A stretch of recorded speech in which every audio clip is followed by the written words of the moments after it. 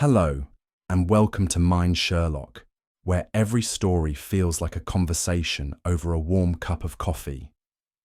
Today, I bring you a brand new Sherlock Holmes mystery, filled with twists, clues, and clever deductions.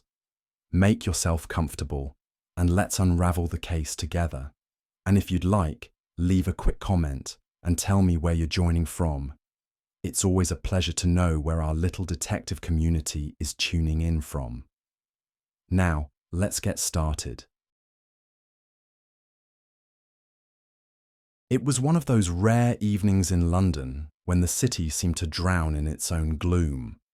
The rain lashed violently against the windows of 221B Baker Street, its incessant pattering only broken by the occasional distant rumble of thunder. A thick fog coiled around the gas lamps outside, casting eerie shadows upon the walls, as if the city itself conspired to keep its secrets shrouded. Holmes sat in his customary position by the fire, his lean figure barely stirring save for the occasional flick of ash from his pipe. His eyes, sharp as ever, held a faraway look, a sign that his mind wandered through the labyrinth of some intricate thought. I, however, had my attention fixed on the evening edition of the Times, my fingers tightening around the pages as I read. The article, though tucked away amidst legal announcements and foreign correspondence, bore the chilling headline, "Mysterious Death at Harrington Manor. No foul play suspected." I read aloud, summarising the details. Henry Harrington, a gentleman of fine standing, had been discovered dead in his study at the family estate in Sussex. His death had been deemed natural, likely the consequence of an unexpected heart failure. There was no sign of forced entry nor any struggle. Holmes gave no indication that he was listening, but I knew better than to assume indifference. "Curious," I muttered, lowering the paper. "A locked room death, with no sign of external interference. And yet, there's something unsettling about it, an air of incompleteness." Holmes did not respond at once, merely reaching for his pipe and tapping the bowl lightly against the mantel. "Tell me, Watson," he said finally, "does the article mention anything unusual?" I frowned, scanning the text again. Then, in a smaller paragraph, almost an afterthought, I found it. The deceased was discovered clutching a scrap of paper, partially burned, with an unidentifiable marking. The significance of this remains unknown. At that moment, a sharp knock interrupted our conversation, echoing through the sitting room like a judge's gavel. Holmes straightened. Well, he murmured. "It seems that our night will not be as uneventful as I had expected." Mrs. Hudson, our landlady, appeared at the threshold, her expression one of thinly veiled concern. "A lady to see you, Mr. Holmes," she announced. "She says it's urgent." Holmes gestured toward the door. "Show her in." A moment later, a young woman, pale and trembling, stepped into the room. She clutched the folds of her cloak tightly around her, as though warding off an unseen menace. Her eyes, wide with distress, darted about before finally settling on Holmes. "You are Mr. Sherlock Holmes?" she asked breathlessly. "I am," he replied, studying her with an intensity that I had come to recognise well. "And you, I presume, are Miss Eleanor Harrington?" The young woman gave a start. Yes," she stammered. "But how—" "Your gloves," Holmes interrupted, his tone dispassionate. "They are still damp from the Sussex rain, a region where a downpour began approximately 3 hours ago. You have travelled swiftly, which suggests urgency, and your attire bears traces of carriage soot, evidence that you came here directly upon arriving in London. Now, considering the article in the Times regarding the death of Henry Harrington, I deduced that a close relative might seek me out for assistance. The conclusion was elementary. A flicker of something, Relief, perhaps, passed across Miss Harrington's face. "Then you already know why I am here," she said. Holmes steepled his fingers. "I know why you believe you are here, Miss Harrington. However, I suspect there is more to this case than what has been reported." Tears welled in her eyes as she nodded. "My brother did not die of natural causes, Mr. Holmes," she whispered. "He was murdered." At this, Holmes leaned forward, his sharp eyes glinting with interest. "Then I suggest," he said, "that you tell us everything." Miss Eleanor Harrington sat rigid in her chair, her gloved hands twisting a handkerchief between them. "When they found my brother," she said in a hushed voice, "he was clutching a scrap of paper, partially burned. The constable thought nothing of it, but I knew it was important." Holmes leaned forward slightly, his eyes gleaming with interest. "Describe it to me, Miss Harrington. Every detail." She hesitated for only a moment. "It bore a strange symbol, one I could not decipher. The edges were charred, and much of it had crumbled away before I arrived. The local authorities dismissed it as irrelevant." Holmes extended his hand. "Do you have it with you?" Miss Harrington reached into her reticule and withdrew a small envelope. With visible reluctance, she passed it to Holmes. He handled it delicately, placing it upon the table and unfolding it with precise care. Watson, peering over his shoulder, saw a fragment of aged parchment, its surface marred by soot. In the centre, barely legible, was a single symbol, a peculiar arrangement of lines and curves, neither letter nor number, yet suggestive of both. Holmes studied it in silence, his long fingers resting against his chin. At length, he turned the paper toward the firelight, tilting it at various angles, as if hoping to coax forth a hidden meaning. Finally, he murmured, "Fascinating." Watson could contain himself no longer. "Well, Holmes, what do you make of it?" Holmes did not immediately answer. Instead, he reached for his magnifying glass, inspecting the burnt edges, his expression inscrutable. "Miss Harrington," he said at last, "tell me, was your brother a man prone to sudden impulses, rash decisions?" She blinked, startled by the question. "No, Mr. Holmes. Henry was cautious, methodical in all things." Holmes gave a sharp nod. "Then this paper was not burned by accident," he said. "It was destroyed deliberately." Watson frowned. "But why?" Holmes's smile was faint but knowing. "Because, my dear Watson, it was never meant to be found." A silence settled upon the room, broken only by the soft crackling of the fire. Miss Harrington shifted uneasily in her seat, while Watson found himself watching Holmes with growing anticipation.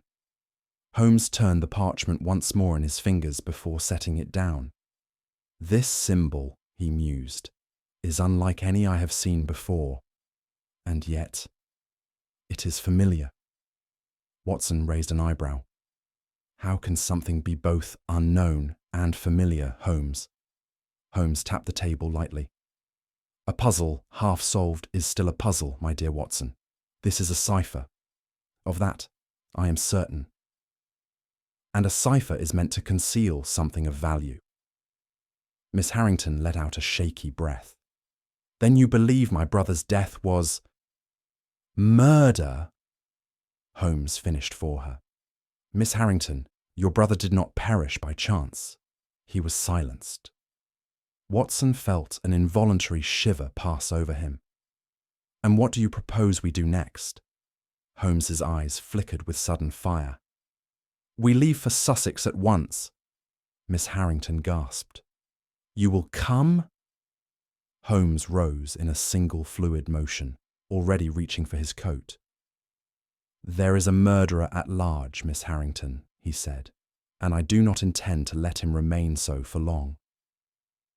The following morning, Holmes and I set out for Harrington Manor. the grey skies above mirroring the sombre nature of our errand. The railway carriage rattled in steady rhythm as we sped through the countryside. Yet Holmes remained silent for much of the journey. His fingers steepled beneath his chin, eyes half-lidded, in thought. "You are uncharacteristically quiet, Holmes," I observed at last, setting down my newspaper.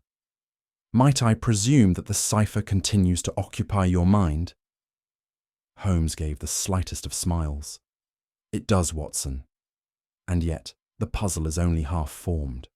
Consider the facts. A man, found dead in his locked study, clutching a half-burned cipher, a cipher that someone clearly wished to destroy. That alone suggests intent. But intent toward what? You suspect foul play, then? Without question. But the method? Ah, that is where our adversary has shown a degree of cunning. A locked room, no sign of forced entry, and yet the victim evidently knew of his peril. He left us a message, however incomplete. It is the very imperfection of that message, Watson, that makes it all the more vital." I frowned. "And what do you make of the symbol itself?" Holmes withdrew the fragment from his pocket and regarded it in the shifting light of the window. "It is not a simple marking, nor is it a mere flourish. It is deliberate, likely a cipher, as I had said before. But what interests me more is not the symbol itself, but who wished to erase it from existence." Before I could press him further, the train whistled its arrival at the Sussex station. Holmes sprang to his feet with renewed energy. "Come, Watson, our work begins in earnest." The carriage ride from the station to Harrington Manor was a brief but disquieting one.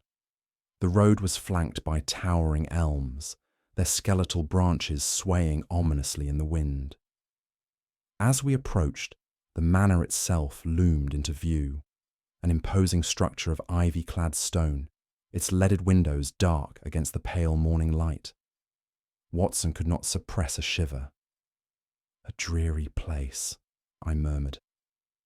Holmes, however, seemed invigorated by the scene. "Dreary, perhaps, but a house with secrets, Watson.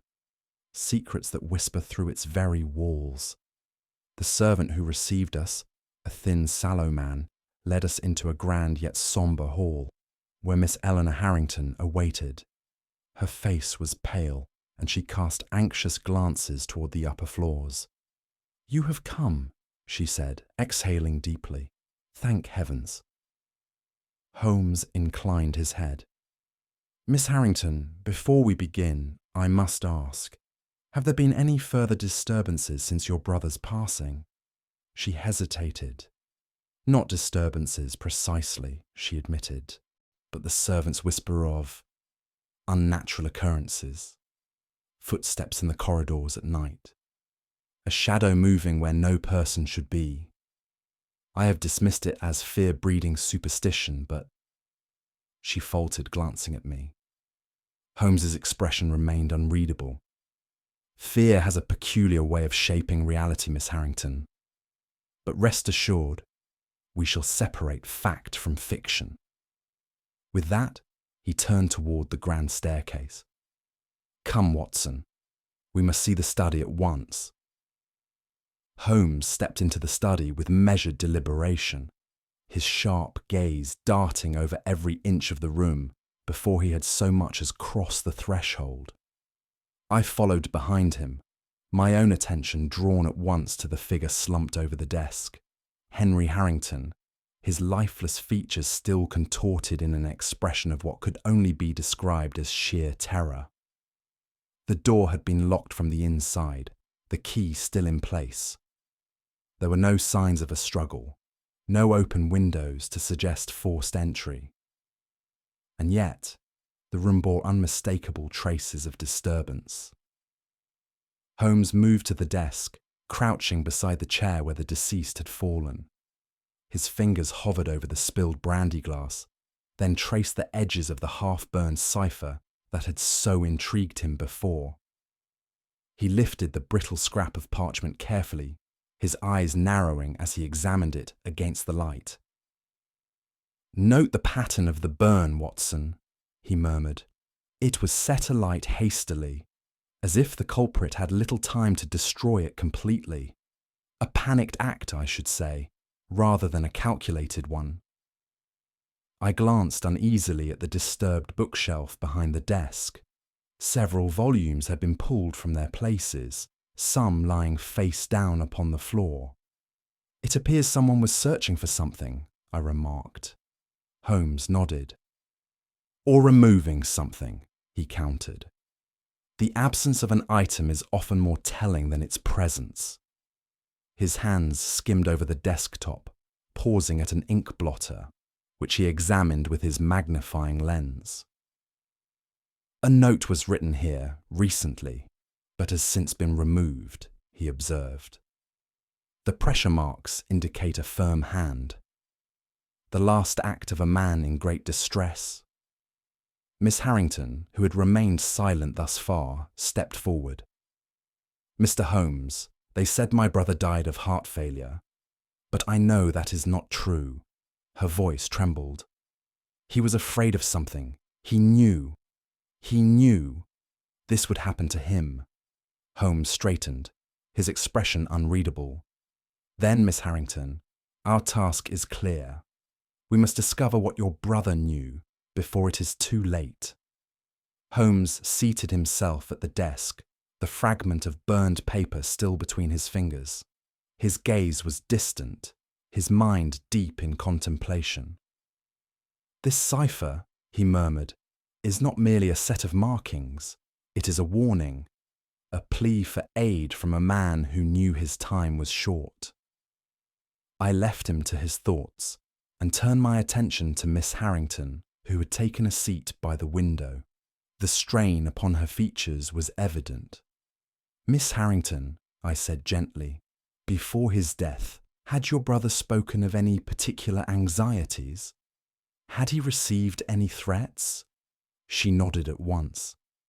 "Yes, though he did not confide in me fully, I knew he was troubled. He mentioned, only in passing, that he had stumbled upon something that he should not have seen. He wrote to someone in London, an old friend, but I do not know what was said between them. Do you have these letters?" She shook her head. "Number. They disappeared after his death." I exchanged a glance with Holmes, who had begun running his fingers along the edges of the bookshelves, his touch light as though searching for some hidden mechanism. Suddenly, his hand stilled. "Watson," he called softly, "observe."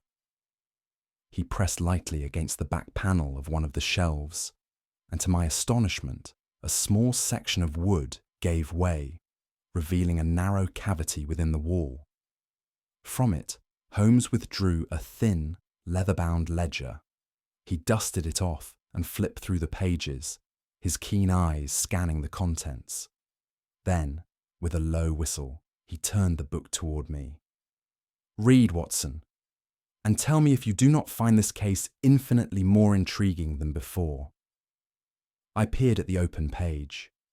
Numbers, names, transactions, and a symbol matching that on the burned paper. Miss Harrington gasped. "What does it mean?" Holmes closed the book and slipped it into his coat. "It means, Miss Harrington, that your brother was not merely a victim. He was a man caught in something far greater than himself." Holmes and I had scarcely finished our examination of the cipher and the hidden ledger when the door creaked open and a man entered. A tall, thin fellow with hollow cheeks and restless eyes. He hesitated for a moment upon seeing us, then cast a questioning glance at Miss Harrington. "This is Mr. Edwin Carfax," she introduced. "He was my brother's closest friend." Holmes regarded him with a measured look. "Then you may be of great assistance to us, Mr. Carfax. We wish to know about Mr. Harrington's final days." Carfax exhaled heavily and took a seat. Henry was not himself. he admitted. I had never seen him so altered. He spoke in half whispers, constantly glancing over his shoulder, as though expecting a dagger in his back. Did he confide in you? A shadow passed over Carfax's face. To an extent. He told me that he had stumbled upon something dangerous, something he should never have known. He was terrified, Holmes. Terrified in a way I can scarcely describe. Holmes tapped his fingers against the desk. Did he mention names? Any hint as to what he had uncovered? Carfax shook his head. He was cautious. He only said that if anything should happen to him, I was to tell Eleanor to burn his papers. Burn them, I repeated, startled. Yes, he said they would bring nothing but ruin to anyone who possessed them. Holmes's expression remained unreadable. And yet, someone else sought to destroy them before we could see them in their entirety, he mused. Tell me, Mr. Carfax, did your friend have enemies? Carfax hesitated. Henry had no personal enemies, but he had business rivals. There was one in particular, a man named Lachlan Keyes, with whom Henry had been engaged in a bitter dispute. If there was a man who wished Henry ill, it was he. Holmes exchanged a glance with me. It seems, Watson, that we have one more name to investigate. As Carfax left us, a small, wiry woman appeared at the threshold. Her hands were clasped tightly before her, her face lined with age and worry. Mrs. Grimshaw, Miss Harrington said, our housekeeper. Holmes inclined his head. Mrs. Grimshaw, I understand you have served this house for many years. Since before Master Henry was born, she said, her voice low and uneasy. And I know when there is evil in a house, sir. Holmes leaned forward. Explain. The woman hesitated, then said in a hushed tone, I have heard things, Mr. Holmes, strange things in the dead of night, footsteps where no feet should be, a figure moving through the corridors, a shadow, never seen in the light of day. And Master Henry, he knew it was there, sir. He felt it, same as I did. Did you see this figure? I asked. She shook her head vigorously. No, doctor, and I thank the good Lord I did not. But I heard him, whispering, muttering to himself. Holmes's fingers drummed lightly upon the table. And on the night of Mr. Harrington's death. The housekeeper's voice dropped to a whisper. The footsteps stopped. Holmes sat at the desk in Henry Harrington's study, the half-burned cipher laid before him. His fingers drummed a steady rhythm against the wood as his keen eyes scanned the fragment once more. I had seen him in such moods before, his mind moving through unseen corridors of deduction, assembling facts with a precision that defied ordinary reasoning. I, however, found myself perplexed. Holmes, I said at last, this scrap of paper, what can it possibly tell us? A few half-destroyed marks, a peculiar symbol. Surely it is too incomplete to be of use. Holmes glanced at me with the faintest trace of amusement. On the contrary, Watson, it tells us precisely what we need to know. He held the parchment up to the light, tilting it at various angles. This symbol, crude though it may seem, is deliberate. It is not a random marking, nor the idle scribble of a dying man. Consider, Harrington clutched this paper even in death. That alone should tell us that it bore significance.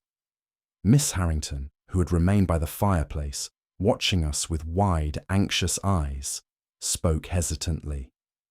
But what does it mean, Mr. Holmes? Holmes tapped the paper lightly. It means, Miss Harrington, that your brother anticipated his own demise. He knew his life was in danger, and he left behind this message as a final plea for justice. A chill passed over me at his words. You believe he was murdered, then? Holmes leaned back. Murder is a strong word, Watson. Let us say, rather, that Mr. Harrington was silenced, and I suspect that his knowledge, rather than his actions, sealed his fate. I frowned. And yet, we do not even know what he had uncovered. Holmes reached into his pocket and withdrew the small ledger he had discovered within the hidden panel of the bookshelf. We may not know in full, he admitted, but we have a starting point. This ledger, this cipher, they are pieces of a puzzle, Watson, and when properly arranged, they shall reveal the hand that moved against him. Miss Harrington clutched the arm of her chair. Then you will continue the investigation. Holmes rose to his feet, tucking the cipher carefully into his pocket. Miss Harrington, he said with a rare note of solemnity, your brother has spoken to us from beyond the grave. We would be remiss not to listen. Holmes had scarcely finished speaking when my eyes fell upon a small bundle of letters upon the bookshelf, half hidden beneath a stack of loose papers. I reached for them, scanning the topmost sheet. The handwriting was neat, almost painfully precise, and the signature at the bottom was unfamiliar. Holmes, I murmured. These are addressed to a man in London, a certain Dr. Ambrose Fell. Holmes took the letter from my hands, his sharp gaze darting across the lines. Fascinating, he murmured. Dr. Fell is not a name I recognise, and yet Harrington writes to him with great urgency. Miss Harrington straightened. I remember Henry mentioning that name, she said. He spoke of Dr. Fell as a man of great intellect, but one who lived in near total obscurity. He was some kind of historian, I believe, though my brother never elaborated. Holmes's brow furrowed. A historian, you say? He turned back to the letter. Then why, I wonder, would a man of history be involved in the affairs of the living? I took up another letter, scanning its contents. Henry writes of a discovery, something he uncovered that should never have been unearthed. He refers to it in cryptic terms, but he seems almost afraid. Holmes nodded. Fear, Watson, is the most telling of all emotions. A man may conceal his ambitions, his jealousies, even his guilt, but fear, that he cannot disguise. Miss Harrington's hands clenched in her lap. Do you believe Dr. Fell knows something? Holmes tapped the letter against his palm. I believe, Miss Harrington, that your brother's final days were spent unravelling a secret that someone wished to remain buried.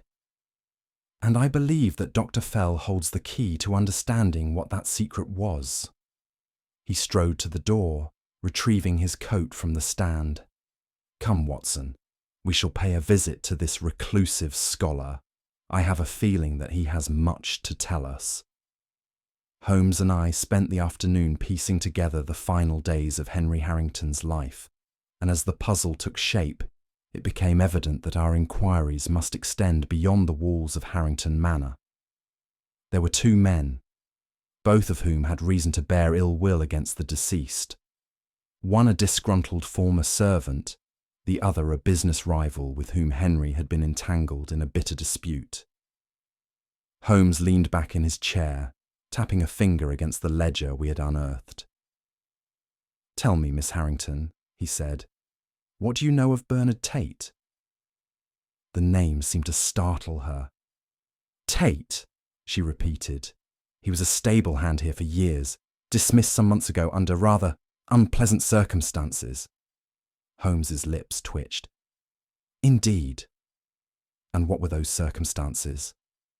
She hesitated. Henry caught him rifling through his study one evening. Tate insisted he had only entered to retrieve a letter he had mistakenly left behind, but my brother was adamant that he had been searching for something. There was a dreadful row, and Henry dismissed him on the spot. Holmes glanced at me. A man caught red-handed and cast out in disgrace, hardly a condition to inspire goodwill. He turned back to Miss Harrington. And did your brother take any further precautions afterward? Change the locks, perhaps? I believe so, yes. Holmes steepled his fingers. Then Tate is a man worth speaking to. A dismissed servant with a grievance is a dangerous thing. But tell me, Miss Harrington, what of Lachlan Keyes? This time there was no hesitation. I despise that man, she said with quiet vehemence. He and my brother had been in dispute for months over an investment deal gone awry. Mr. Keyes insisted that Henry had misled him, though in truth it was he who sought to cheat my brother. Their final meeting ended in threats, though Henry dismissed them as bluster. Holmes's expression darkened. Bluster, perhaps. But threats, Miss Harrington, are often issued with more weight than they appear. He rose suddenly and retrieved his hat. Come, Watson, we shall call upon Mr. Tate first. It is always wise to begin at the bottom before making one's way to the top. I had been accustomed, in my long association with Sherlock Holmes, to the presence of danger. But never had I felt the cold hand of peril quite so intimately as I did on that fateful night at Harrington Manor. The house had settled into uneasy silence. Holmes and I had retired to our respective rooms, the day's inquiries having led us deeper into the murk of Henry Harrington's untimely demise. I recall lying awake for some time, my mind still tangled in the threads of our investigation, before sleep at last claimed me. I awoke with a start, but not of my own accord. A shadow loomed over me, and before I could cry out, a gloved hand clamped over my mouth, stifling any sound. Cold steel pressed against my throat. My assailant, whoever he was silent and precise, his grip ironclad.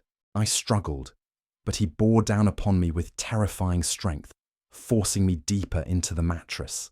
My thoughts raced. Was this a common burglar, or something far worse? Had we stirred an adversary who would rather kill than be exposed? And then, just as my vision began to blur from lack of air, there was a sharp, electric flash of movement, followed by a dull thud. My attacker's grip slackened, and the pressure at my throat vanished. I gasped for breath, rolling aside as my would-be murderer collapsed beside the bed. Holmes stood over him, his walking stick raised like a sword, his eyes blazing with an intensity that I had rarely seen. "You are unhurt, Watson?" he inquired, his voice cool, though I detected the faintest note of urgency beneath it. I nodded, still struggling to regain my composure. "Thanks to you," I rasped.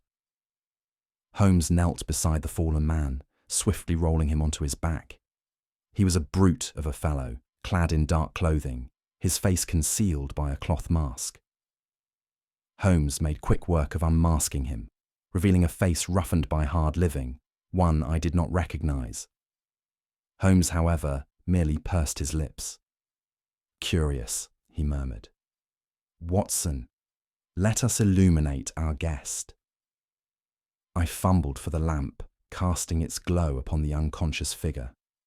Holmes studied him with that piercing gaze of his fingers deftly inspecting the man's coat, turning out his pockets with the skill of a pickpocket. From within the lining he extracted a folded slip of paper. I leaned closer. It bore only 2 words. A name. Lachlan Keyes. Holmes exhaled, his expression darkening. "It would seem, Watson, that our inquiries have disturbed the very depths of this affair. And that, my dear friend, is an excellent sign indeed." Holmes stood over the unconscious form of my attacker for only a moment before straightening, his expression alight with something I had come to recognize, a mind racing ahead, connecting dots unseen by lesser men. "This," he murmured, tapping the slip of paper bearing Lachlan Keyes' name, "confirms what I suspected. Watson, our midnight visitor was no common assassin. He was a messenger, a warning sent to silence us before we look too closely into affairs that some would rather keep buried. He strode across the room, retrieving the half-burned cipher from his coat pocket. He turned it over in his hands, his gaze narrowing as he examined it once more. "Tell me, Watson, what does this fragment suggest to you?" I took the paper reluctantly, eyeing the peculiar symbol etched upon it, the edges singed where fire had sought to erase its meaning. "It is some form of writing, no doubt. A cipher, as you have said. But it is unfamiliar to me. It could be anything, a merchant's mark, a forgotten script." Holmes smiled faintly. "And yet, my dear Watson, it is not unfamiliar to me." He moved swiftly to the bookshelf, where the hidden ledger he had discovered earlier lay waiting. He flipped it open with deliberate precision, turning several pages before stopping and tapping at a particular line. "Observe," he said. I leaned in, my breath catching as I saw the very same symbol, drawn in careful ink, marked beside a series of numbers and names. Holmes's voice was quiet, yet tinged with satisfaction. "The cipher is not merely a cryptic message. It is a seal, Watson, a mark of affiliation." "Affiliation," I repeated. "To what?" He closed the book. "A society, a clandestine order, a brotherhood bound by secrecy and, as we have now seen, by blood." Miss Harrington, who had stood silent through our exchange, clutched the back of a chair. Then Henry,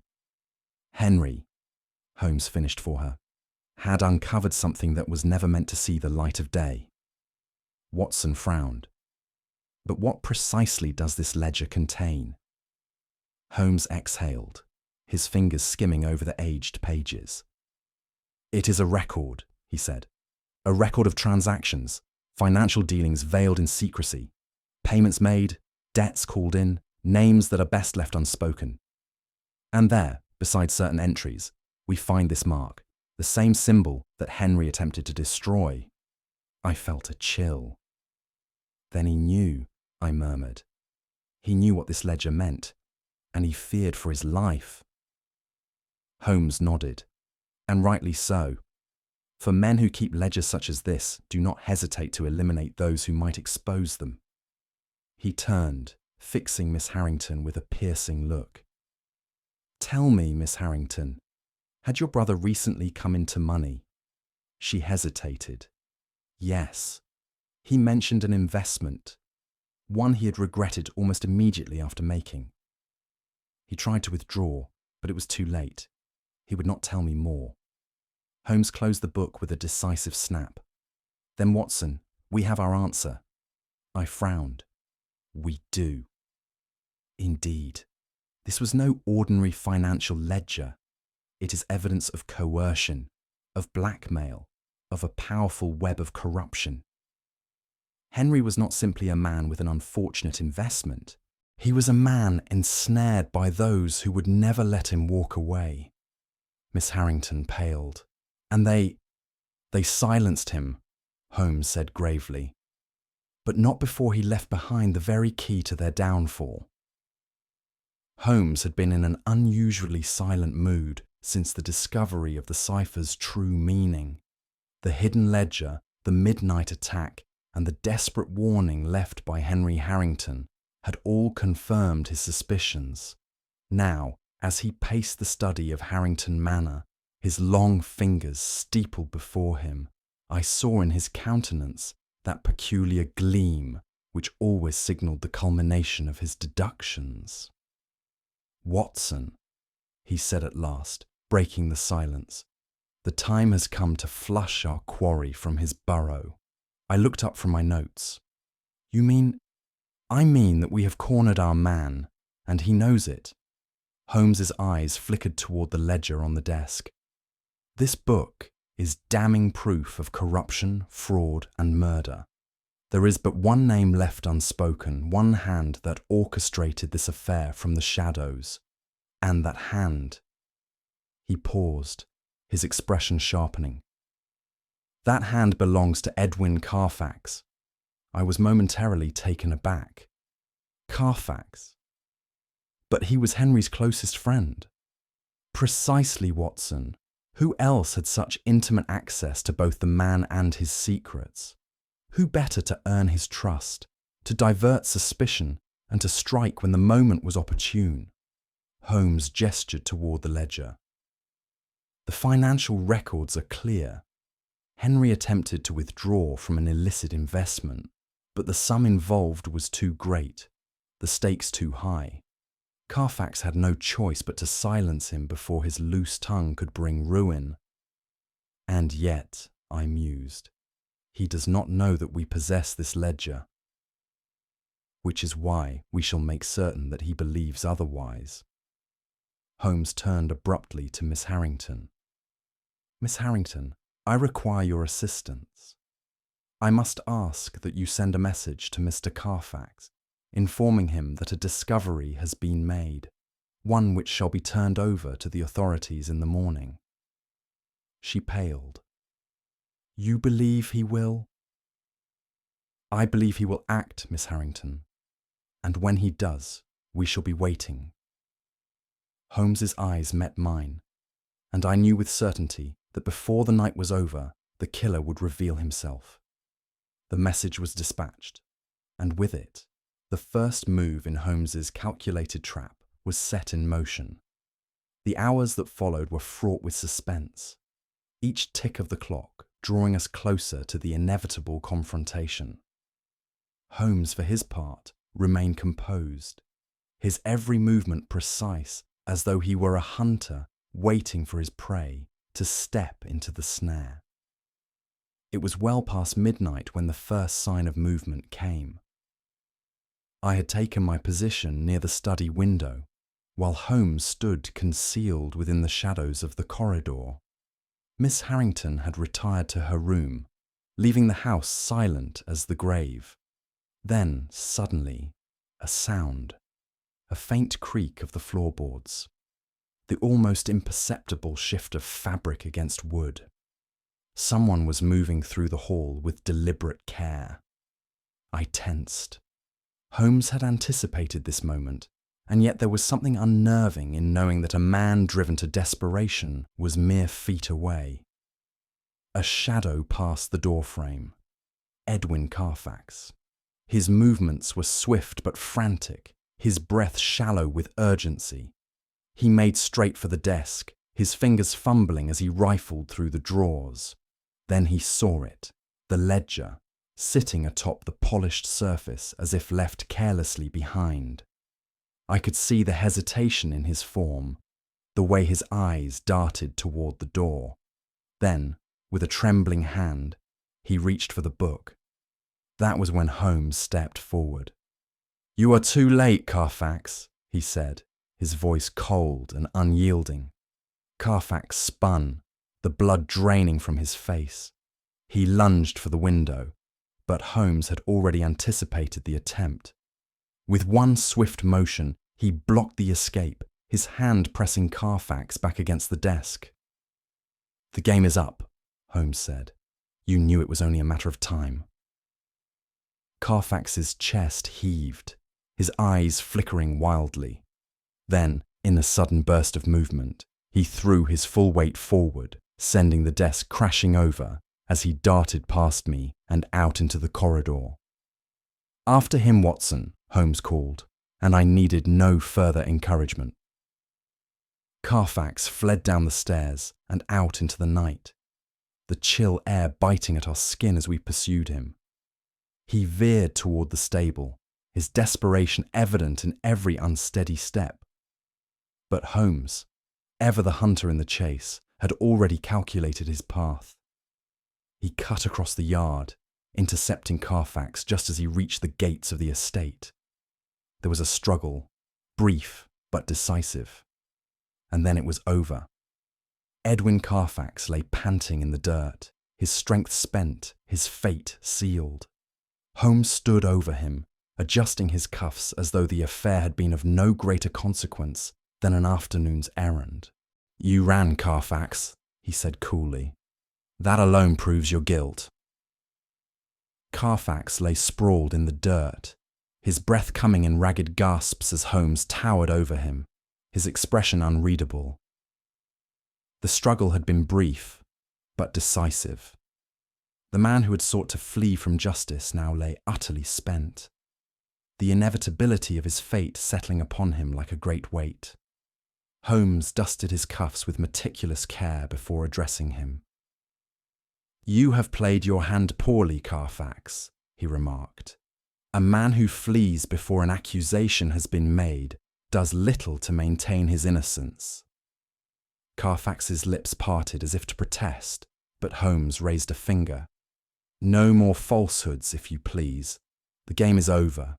You killed Henry Harrington, but not by force, nor in open conflict. No, your method was far more insidious." A flicker of something, perhaps fear, perhaps defiance, crossed Carfax's face. Holmes, undeterred, pressed on. "It was poison, was it not?" he said. "A subtle, delayed poison, carefully chosen so that when it took effect, it would mimic a natural malady. Something that would leave no external marks, no signs of violence." Carfax's breathing quickened, but he remained silent. Holmes turned to me. "Do you recall the spilled brandy glass, Watson?" At the time, we considered it a mere detail, a natural consequence of a man in distress, but it was the very key to the crime. I frowned, trying to piece it together. Then Henry did not knock it over in his final moments. "Not at all," Holmes replied. "It was Carfax who spilled it deliberately, after ensuring that every last drop had been consumed by the victim. A simple trick, but an effective one. With the evidence gone, the authorities would suspect nothing. A locked door, a man found dead at his desk. Who would think to search for poison where there was no visible cause for concern?" Miss Harrington, who had been listening in stunned silence, spoke at last. "But why? What could Henry have done to deserve such treachery?" Holmes fixed Carfax with a piercing gaze. "Your brother was a man of integrity, Miss Harrington. And therein lay his downfall. He uncovered the secret dealings hidden within that ledger, and he sought to extricate himself from the web of deception. But Carfax could not allow that." Holmes crouched beside the fallen man, his voice quiet but unrelenting. "Henry did not die without knowing the truth. He suspected you, Carfax, and he left behind one final message, a clue that even death could not erase." Carfax's eyes widened, and for the first time his composure wavered. Holmes rose. "Shall we show it to him, Watson?" Holmes strode back toward the study with unhurried steps, as though the matter was already concluded in his mind. I followed, leaving Carfax to be dragged to his feet by the authorities who had arrived at Holmes's request. His fate was sealed, but the final proof remained to be unveiled. Holmes entered the study and made directly for the bookshelf, the very one we had examined earlier, where Henry Harrington had kept his most valued documents. With practiced ease, he reached for a volume that appeared unremarkable among the others. "You see, Watson," he said as he withdrew the book. Henry knew that he was in peril. He knew that his enemies were close at hand, and that if he were to fall, his death would be dismissed as mere misfortune. He turned the book over in his hands, pressing lightly against the spine. With a faint click, a narrow compartment slid open. Inside was a single folded slip of paper, its edges worn, but its contents intact. Holmes unfolded it carefully and held it up to the light. I leaned forward, and there, in Henry Harrington's own hand, was written a name: Edwin Carfax. Miss Harrington let out a strangled gasp.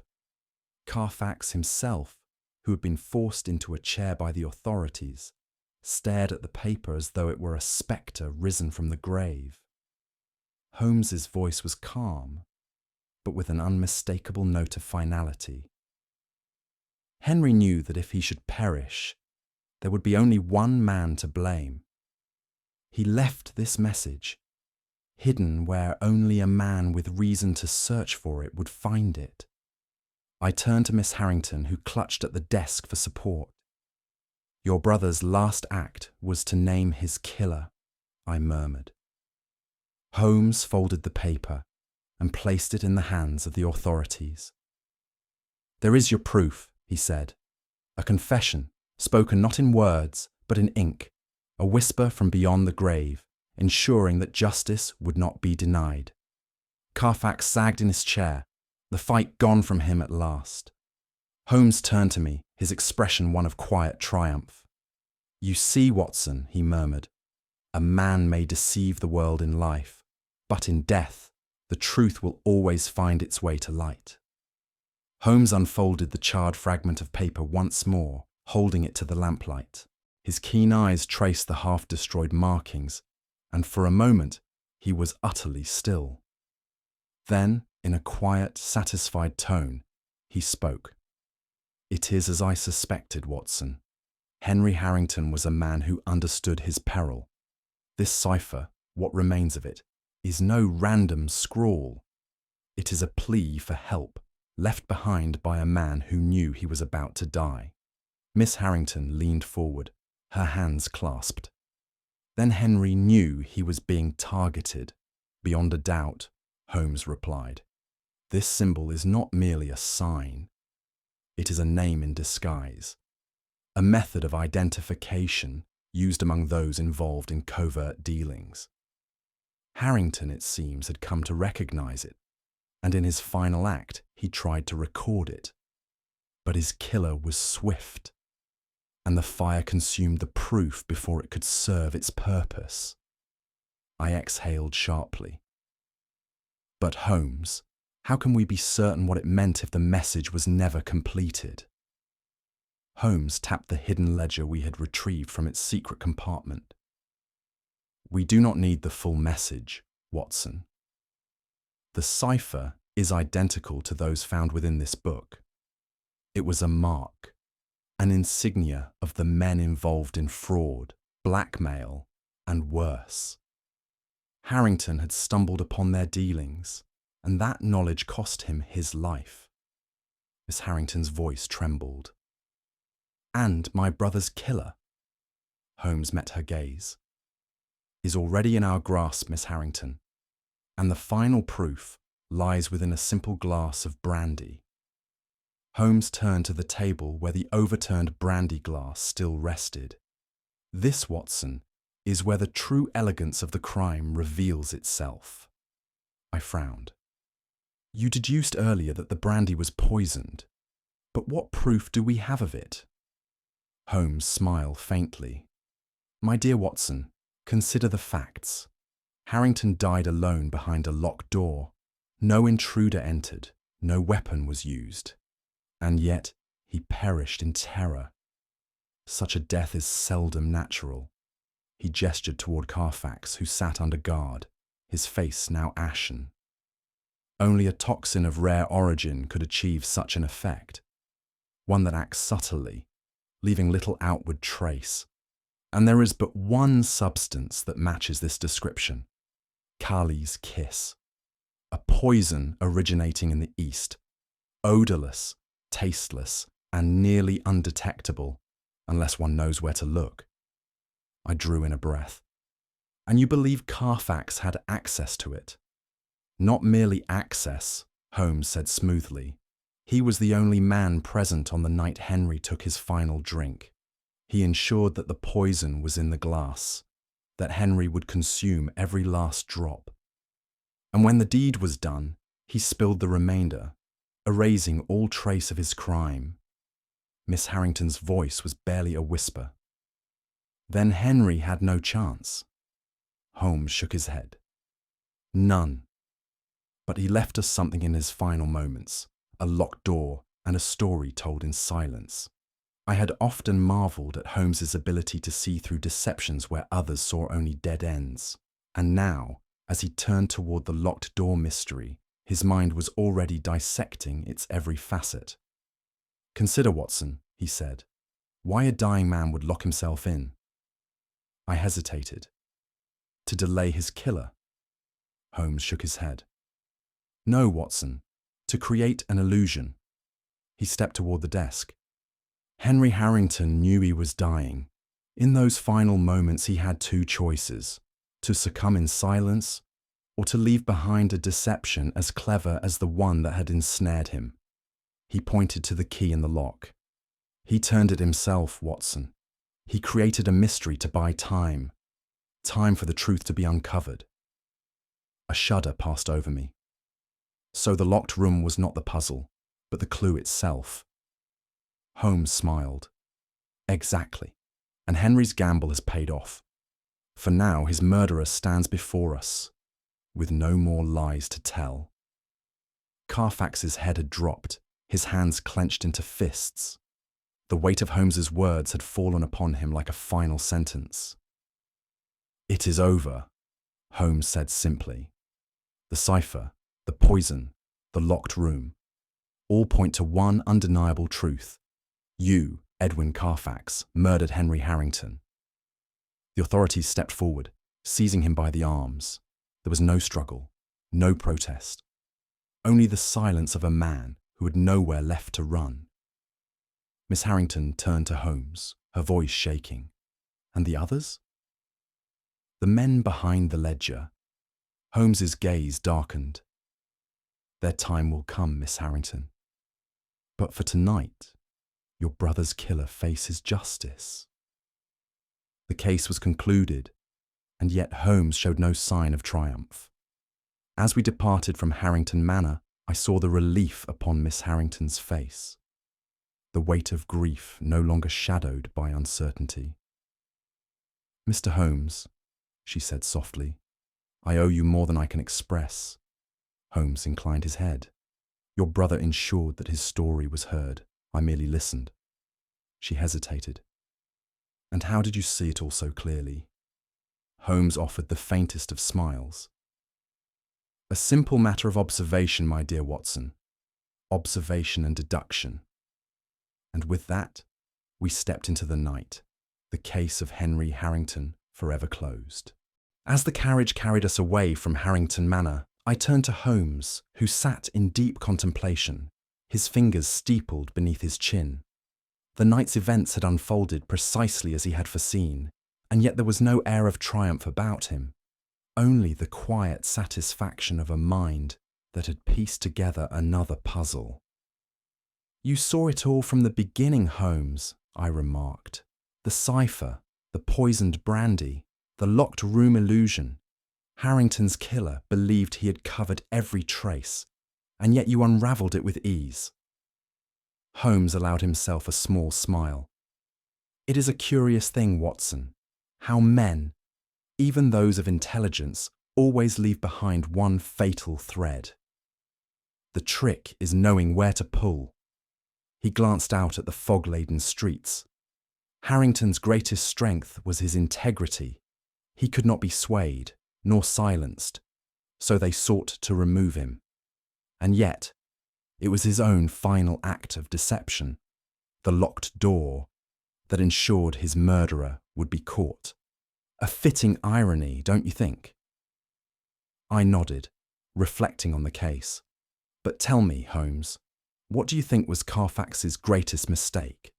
Was it his attempt to destroy the cipher?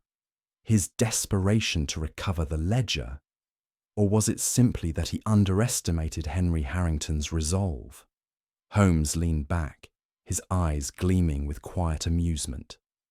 "An excellent question, Watson, and one I leave to the minds of our keenest observers. What was Edwin Carfax's greatest mistake? Was it his choice of poison? His failure to consider the locked room ruse? Or was there another misstep that sealed his fate? Share your thoughts in the comments below. If you enjoyed this Sherlock Holmes mystery, be sure to subscribe for more thrilling deductions and share this story with fellow mystery lovers. After all, the game is always afoot.